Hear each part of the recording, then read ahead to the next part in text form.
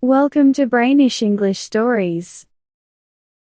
It's quite sad to start a new story about Ruby with her getting into trouble right away, but I have to tell you about it.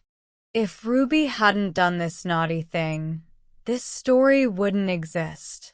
Only Ruby could think of such a thing, and said when she found out. It seems like Ruby always thinks of naughty things to do. Ruby has been having a lot of mischievous moments lately, as Nora calls them.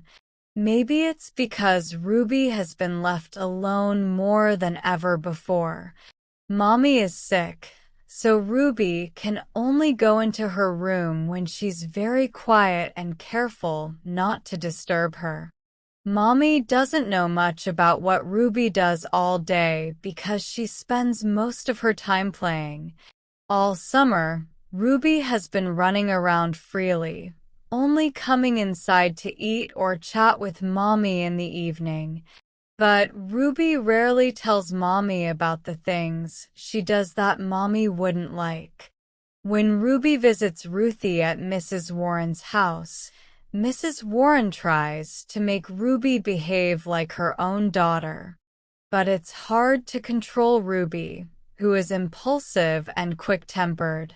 Mrs. Warren often sighs, thinking how upset Ruby's mommy would be if she knew how naughty Ruby was without her around. Ruby's dad is busy with his patients.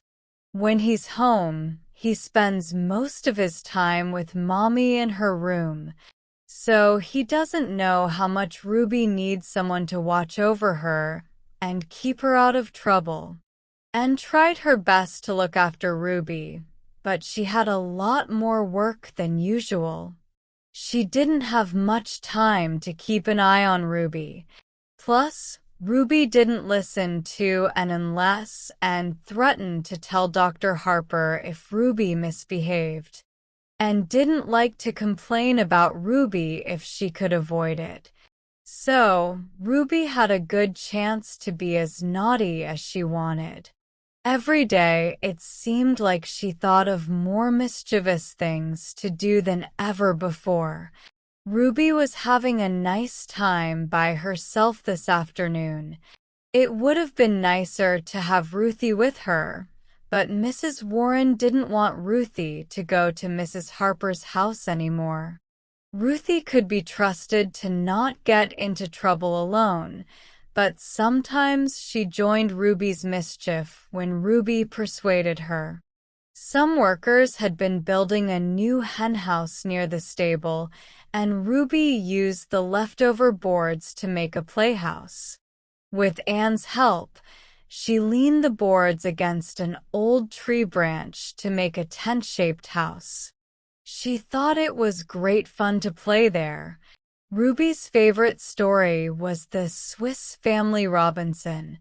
She thought it would be wonderful to be stranded on a desert island. Since she didn't see any chance of that happening, she decided to live in her little house instead of going home, except to see her mother. She was sure her family wouldn't approve of this plan, so she didn't tell them. She wanted to try it out without being told not to. One day, when she knew and was busy with her mother, Ruby went to the attic and brought down blankets and a pillow. She took them to her little house in the yard and hid them. Just as she finished hiding them, she heard her father's buggy arriving. She was afraid he would see what she had taken and not approve of her plan to spend the night in her playhouse alone. So, she quickly went to greet him, held his hand, and walked with him to the house. Then she hurried back to her play. After dinner, when Nora wasn't in the kitchen, Ruby took some food to her little house. She wanted to pretend to be like the Swiss Family Robinson, so she brought biscuits and cookies, even though they're not what people usually eat when they're shipwrecked. She thought it was better to have them just in case there were no coconuts or breadfruit trees nearby. She filled her apron with the yummy cookies and had just made, along with some biscuits from the stone jar. Then she spotted a little pastry turnover she was sure and had made for her, so she added that to her collection. Ruby imagined her little house looked just like a tent on a desert island as she sat inside and looked around. Of course, real castaways wouldn't have such a cozy shelter or fresh cookies. But Ruby was happy with what she had. She thought spending the night alone there would be great fun. She closed her eyes and pretended to hear waves crashing and monkeys chattering in the trees. She wished Ruthie could join her. It would be much nicer to have company, but she realized it was probably for the best that Ruthie couldn't come. Ruthie might be scared to sleep outside and want to go back home just when things got interesting. Ruby wasn't scared at all. She thought sneaking out of the house after bedtime would be easy. She didn't know that her father always checked on her before he went to bed, and sometimes even earlier in the evening. Ruby knew she was going to do something naughty, but she didn't let that stop her. She was too used to getting her own way.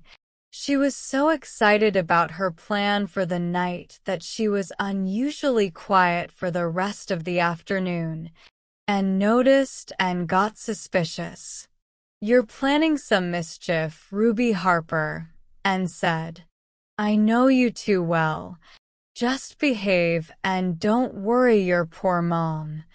"I won't tell you," Ruby replied cheekily. Just then Anne realized her cookies were missing. "Where are my cookies?" she asked. "I know you didn't eat them all. Go get them right now." Ruby made a face and ran away.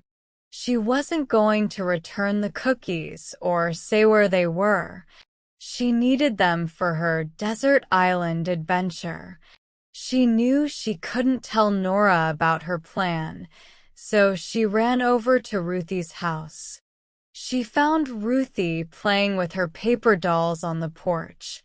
For a few minutes, she pretended she had come to see Ruthie's dolls.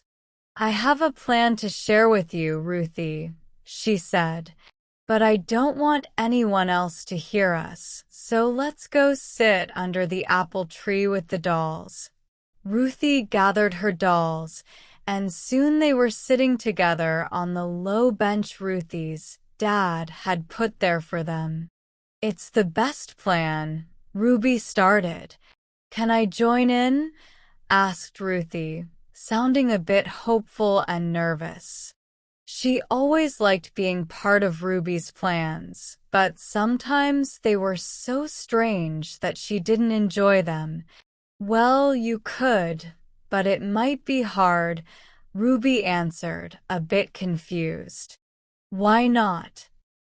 Ruthie asked. "I'll explain, and then you'll understand," Ruby replied. "But first, you have to promise not to tell anyone about it, not even your mom." "Not even my mom?" Ruthie asked, feeling better when she told her mom everything. "No, not a soul," Ruby said. "I won't tell you unless you promise. You'll be sorry if I don't tell you because it's the best plan ever. It's like a storybook." Ruthie's curiosity won over her doubts about keeping secrets. "Okay, I promise not to tell anyone," she said seriously. "Tell me." "Promise on your heart," Ruby insisted, as they had a habit of thinking it made promises stronger. "I promise on my heart," Ruthie said firmly. Then they leaned in close together while Ruby whispered her amazing secret.